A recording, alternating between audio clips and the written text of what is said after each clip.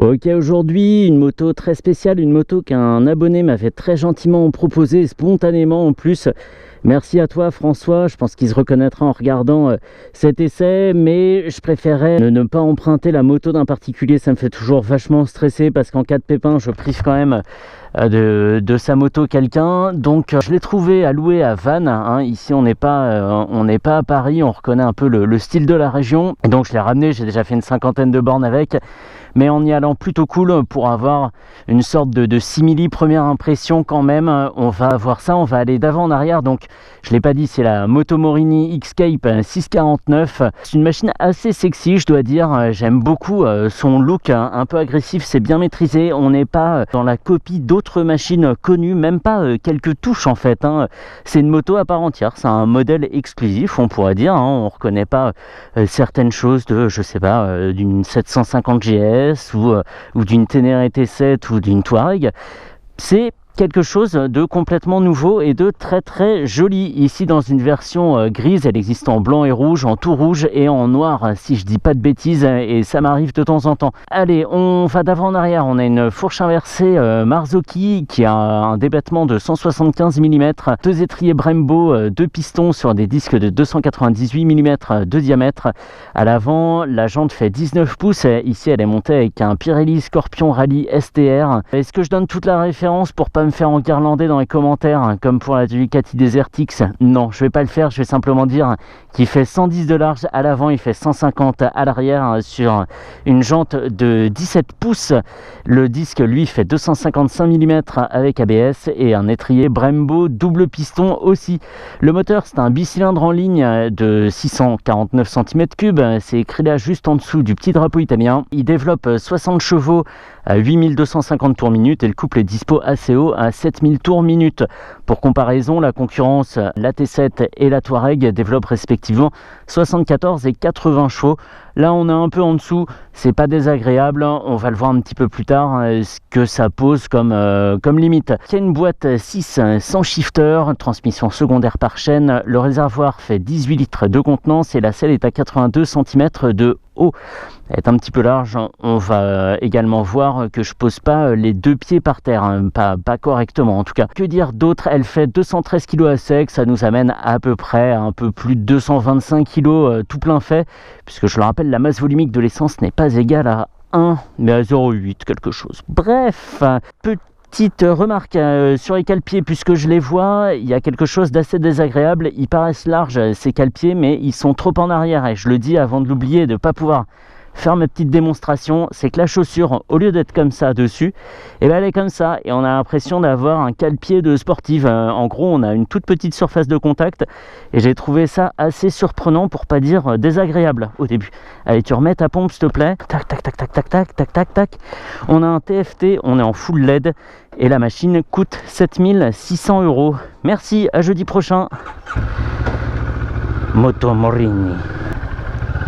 Et donc sur ce TFT que je trouve un petit peu dépouillé sur les photos de presse, mais qui est d'une présentation tout à fait convenable, on retrouve un compte-tours en barre comme ça, gradué jusqu'à 11 000 tours, je doute qu'on y aille un jour. En dessous on a un compteur de vitesse, une température, un moteur, une jauge à essence, et ça c'est très pratique et on ne le dira jamais assez. Une horloge en haut à droite, un indicateur de rapport engagé, on a un trip-in, un totaliseur, et pour naviguer dans les infos... laisse-moi me tromper. Non, c'est pas comme ça. C'est pas comme ça. Ah, ouais, pop.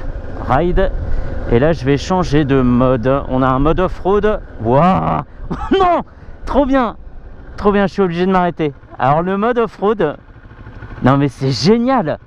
Le contour, c'est un pneu à crampons qui se remplit. Mais est-ce qu'on voit bien ici? Et en dessous, il y a un sol en argile craquelé, donc c'est génial. Ok, off-road, on a quoi comme autre mode? Ride. Donc ça, c'est le mode dans lequel j'étais. Après, on a... Attends. Trip 1, trip 2. Trip 1, trip 2, ok. Je veux aller à côté 7. Je ne l'ai pas dit aussi, hein, j'en profite tant que je les vois. On a deux ports USB ici, hein, je dis bien deux et pas un. C'est vraiment très très bien. Donc c'est pas ça et c'est pas ça. Ah si, c'est bon. Ah non, zut. Ça, ok. Alors, le mode ride, le mode off-road avec son petit pneu à crampons en contour et le mode ride. Ok, bon, c'est très bien, moi ça me va bien, hein. Allez, on y va, on va aller voir ce qu'elle donne cette machine. Globalement, le retour sur la voie express s'est très bien passé. On cruise en 6e à 110 à 5000 tours minute. Très peu de vibrations du bicylindre, un moteur très bien équilibré, et j'ai même essayé de le faire brouter en descendant très bas dans le régime, et c'est moi qui me suis dégonflé avant. J'étais à 2 doigts de tomber de la moto en 3e pour dire qu'il est vraiment très souple ce moteur. Mais par contre je l'ai trouvé un petit peu creux. Alors déjà au démarrage de la concession où je l'ai loué, Motodiffusion à Vannes pour pas la citer, j'ai trouvé la réponse à la poignée d'accélérateur très molle, manquant un peu de résistance, et ça me plaît pas en ressenti, en retour d'information. J'aime pas trop, je dis souvent que j'ai pas l'impression de commander la machine, mais c'est un petit peu ça, quand il n'y a pas d'effort, ça me donne pas l'impression vraiment d'être aux commandes. Bref, et on a des très beaux Komodo, hein. On a vu, je me suis un peu perdu dans les commandes, et ça rappelle tout à fait les nouveaux Komodo de chez KTM, des sortes de palettes qui sont très détachées de la cocotte. Ça fait qu'ils sont très faciles à trouver. Chaque Komodo a sa forme bien précise, et on sait que quand on appuie sur les flèches haut et bas, on n'est pas sur la commande juste à côté. Et ça, c'est parfait, et je pense qu'il se manipule aussi très bien avec des gants hiver ou des gros gants pour le tout-terrain notamment, et ça c'est important, c'est un petit détail mais qui a été très bien pensé.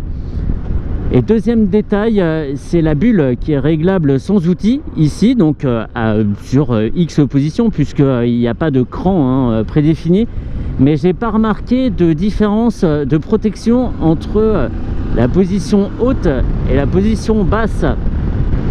Malgré tout, elle offre une bonne protection eu égard à sa finesse. Elle a une forme vraiment qui est faite pour coller avec le reste du design de la machine, donc une bulle assez étroite qui offre quand même une protection tout à fait suffisante.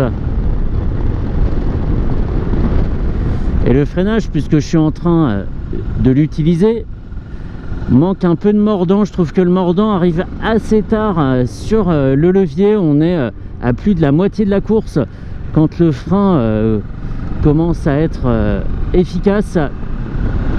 Je parle uniquement du mordant, puisqu'avant on a quand même pas mal ralenti, et avant qu'on me pose la question, oui, la machine est rodée, elle a plus de 1000 km, donc il n'y a pas de souci de ce côté là. Les disques et plaquettes sont faits, et les pneus également. Les Scorpion Rallye STR sont toujours aussi agréables à rouler, ça résonne pas, ça tient bien sur l'angle, il n'y a pas de faiblesse sur les tétines, donc c'est très bien. Allez les Beatles, traversés. Ah bah non, ils sont 5. Et on est dans un cadre légèrement plus sympa que la région parisienne, je sais pas, ça c'est laissé à l'appréciation de chacun. Et c'est une moto qui adore se pencher, elle adore ça. Au premier rond-point, je me suis fait peur, je me suis vu par terre, je rasais le sol quasiment. Et c'est bien, hein, elle est très agile, hein. Alors on a une route 19 pouces à l'avant et pas une route 21, et ça aide certainement, mais du coup on s'amuse avec elle. On s'amuse vraiment, mais il faudra se méfier la première fois où on la balance comme ça, parce que ça s'incline vraiment très vite. Si on va faire attention, c'est le virage le plus serré du parcours, et on reprend tranquille. Je suis à 2000 tours en 4e à 43 km/h. On entend que le moteur est pas à l'aise, mais ça se traduit par aucune vibration, ça ne tape pas, ça ne cogne pas, et ça ne broute absolument pas.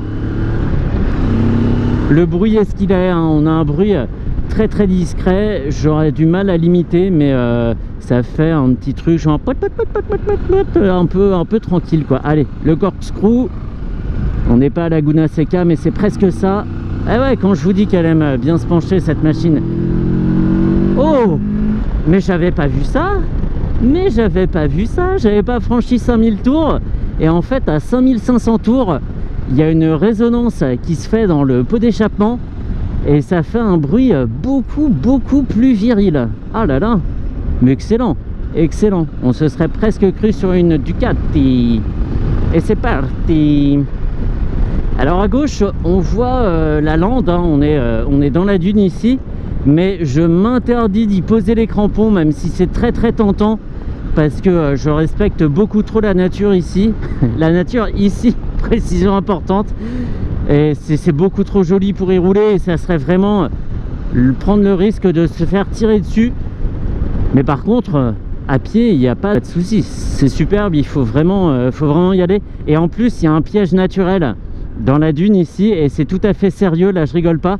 Ce sont les terriers de lapins qui peuvent être très très gros. Il y aurait de quoi rentrer la route 19 pouces dedans, et là c'est le soleil assuré. Et je parle pas du beau soleil qu'on a aujourd'hui, mais bien d'un vol plané au-dessus de la bulle.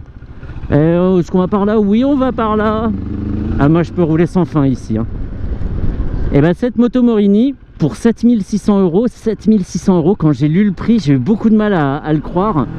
Et ben elle en donne vraiment énormément. Quand je la voyais, je la trouvais très jolie, déjà très bien finie. On a, je ne l'ai pas dit, un réglage sur chaque tube notamment. Alors il faut un tournevis, hein, c'est pas une molette qu'on peut actionner avec les doigts, ça c'est dommage. Mais il y a plein de petits trucs comme ça. On a le TFT, on est en full LED, on a cette double prise USB, un confort qui est vraiment excellent. Je ne l'ai pas dit, mais la selle est d'un accueil très confortable et d'un maintien tout aussi tranquille. S'il te plaît, roule pas au milieu. Et pour 7600 €, le rapport prix-prestation est excellent, quoi. Ils sont très très bien placés. Je lui trouve pas grand chose à redire, si ce n'est la position des cale-pieds qui aurait pu être un petit peu plus en avant pour qu'on soit posé à l'horizontale dessus, comme je l'ai démontré tout au début. Et peut-être un moteur un petit peu plus plein avant 5000 tours. Je le trouve un petit peu creux, ce moteur. Mais à part ça, nickel. Non, vraiment, j'ai été très très surpris de la fiche technique. Je pensais que c'était une moto plus puissante que ça, parce qu'elle a un gabarit de moto plus balèze, hein. Ça pourrait être une 900 ou une 1000 cm3, donc ça c'est bien, et sans être dans l'exagération comme la TRK 502 par exemple, où on a mis du carénage mais avec beaucoup de vent en dessous. Vraiment, cette machine est, je vais pas dire qu'elle tient ses promesses, parce que moi elle m'avait rien promis du tout, mais par contre elle en offre énormément, hein. Je me répète, mais 7600 €, j'ai été étonné, hein, au vu de la fiche technique. C'est vraiment pas déconnant. Ça, c'est le seul sable qu'elle verra, puisque je ne vais pas m'aventurer, déjà j'ai peur de la faire tomber. Mais même en finition, on a des jolis plastiques, on a des jolies gaines qui sont tenues. Ici on a une gaine tressée en synthétique, tenue par un petit collier en caoutchouc, et c'est vraiment nickel quoi. Comme elle est jolie. Ah, c'est l'aventure, hein, ça sent vraiment l'aventure. C'est les petits trails comme la T7 et le Touareg et la Desert X dans une certaine mesure, qui font vraiment penser qu'on peut partir à l'aventure, quoi. Même un citadin comme moi peut se mettre à rêver de sentiers, de forêts et de grosses flaques d'eau bien grasses. Non, c'est clair, elle est vraiment très très jolie.